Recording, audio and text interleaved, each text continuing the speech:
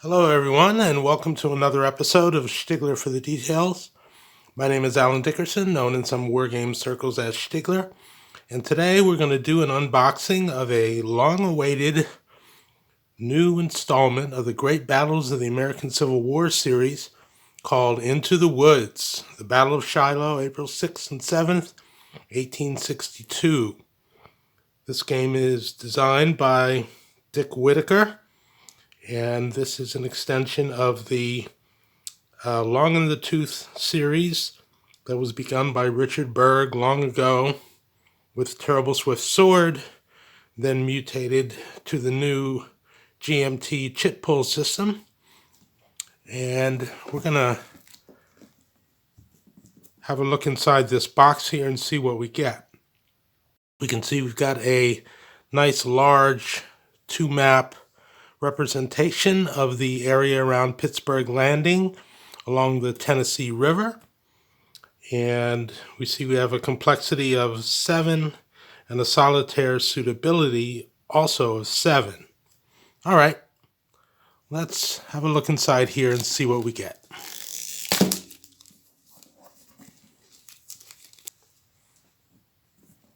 Nice, sturdy 2.5-inch box with a slightly different design from the blue and cream color that we've come to expect. And we start with the battle book for Into the Woods, and that weighs in at 56 pages. And as we can see here, in addition to a lot of Shiloh-specific rules, we have 10 scenarios, and all of this is described in the usual GMT way with a nice full-color annotated booklet full of illustrations from the period, and these setup diagrams are really nicely done with contrasting color so that you don't get lost too easily in these long lists of units and their locations. Here we have the first day battle setup and reinforcements for the Union. Same for the Confederates. Then we go through scenario by scenario, and at the end we have a nice set of designer's notes, and these are very interesting from the point of view that there's a little history of how Into the Woods came to be as an extension of 1979's Bloody April, which was done in the original Terrible Swift Sword way. Next out of the box is the 2021 edition of the series rulebook, and a shout out to Bill Byrne, who is the series rule czar and has been working feverishly for the last few years to polish these rules, which have had a long history and quite an extensive laundry list of things that needed to really be better explained and outlined. Also, a few years ago, there was a significant change to the artillery rules that really changed their role and their capabilities, and also cleared up some of those issues. So, again, lots of examples, especially for things like the line of sight and the crest of a hill rules. So those always test people's ability to learn. Another thing that's really good about this rule set is you can see these little minier balls here, and these are alongside the additions, so that people who are familiar with the system and are picking up this rule book don't really have to go through all of it to see what has changed. They can just center on these minier balls to see what the delta is from version to version. All right, so those are the rule book and battle book. We've got a half sheet of administrative markers here. Then we get into the full sheets, and we start with the Confederates here. So all their combat units, their activation markers here. There are some special markers for Confederate command, artillery attachments, and some special abilities for Albert Sidney Johnson here.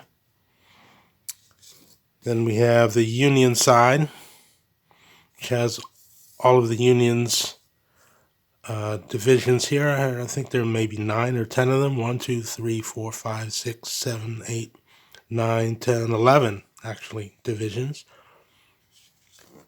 Then we have 2 sheets of strength point markers, fatigue markers, formation markers like extended line and column, and those sort of things. These are also double-sided, and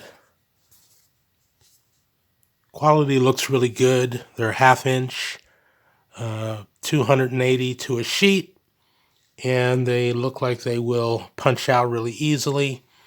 And if you're a true grognard, they will not require any clipping, although some people are going to do that anyway. All right.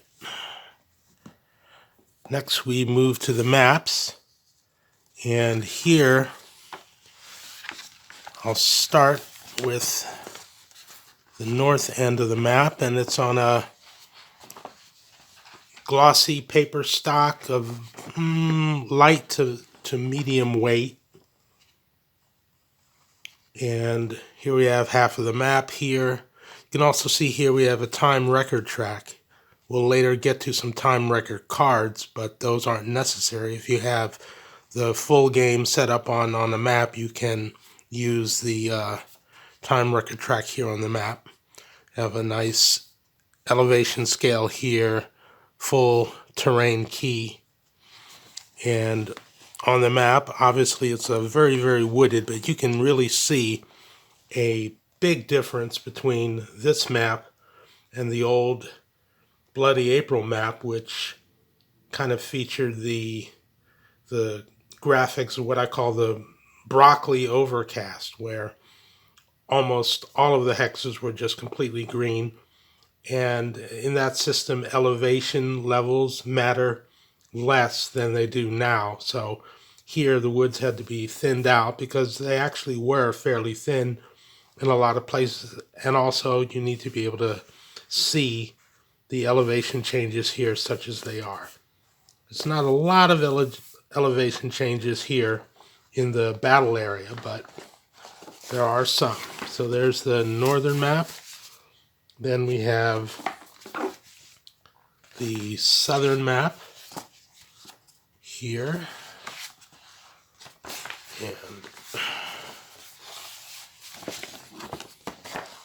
this one unfolds here.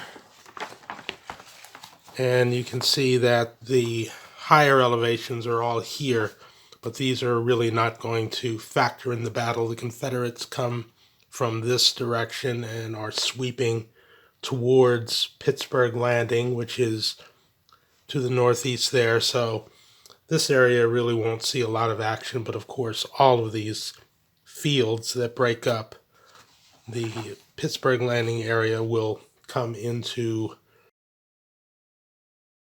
the battle.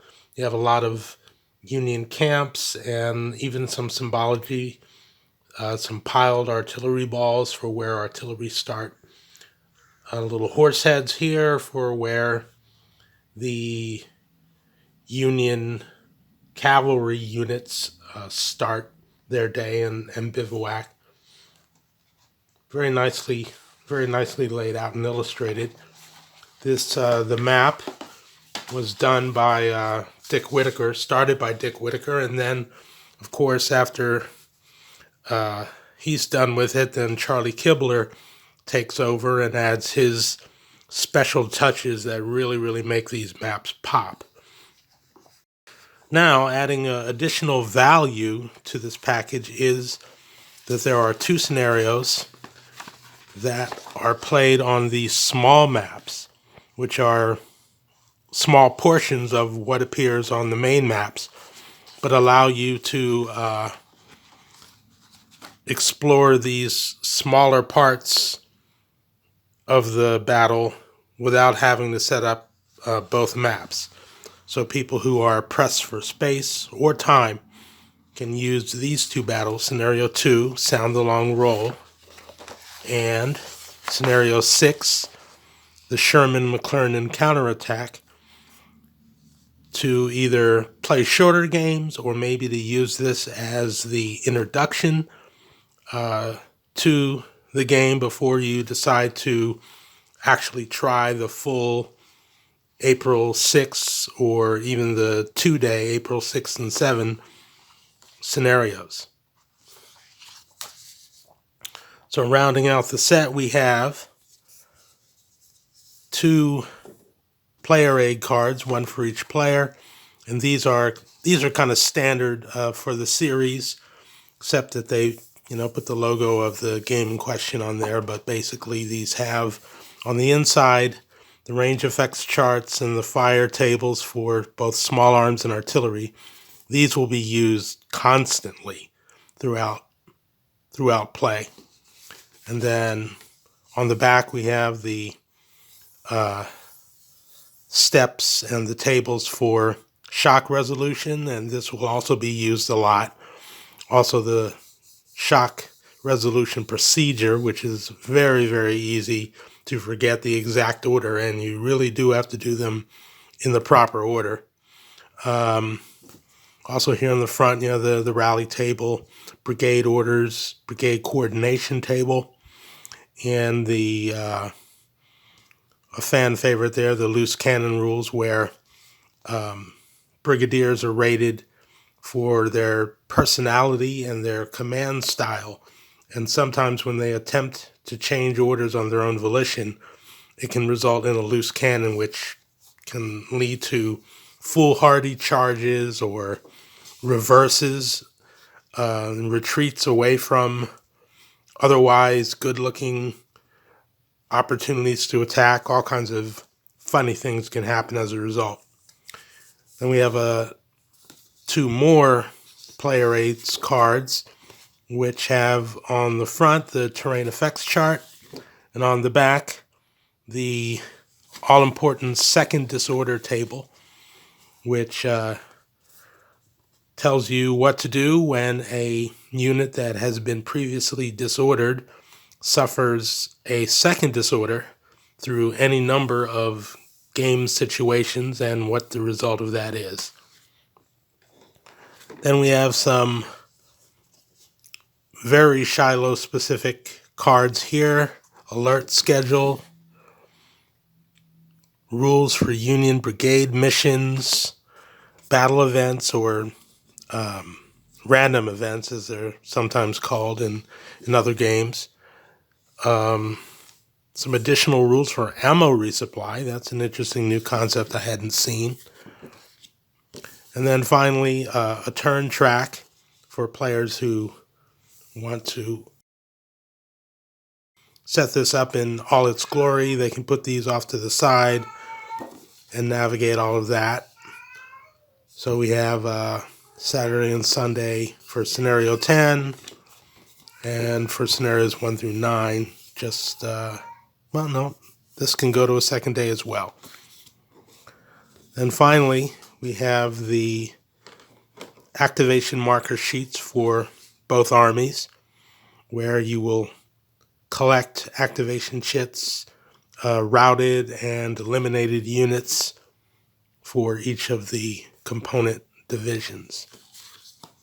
Then in the bottom of the box here, we have very nicely themed blue and gray 10-sided dice. And then we have this little cardboard insert that some people just throw away to save box space. Some people can use this to place the counters in small baggies and then put them underneath so that the result is a little bit tidier and neater.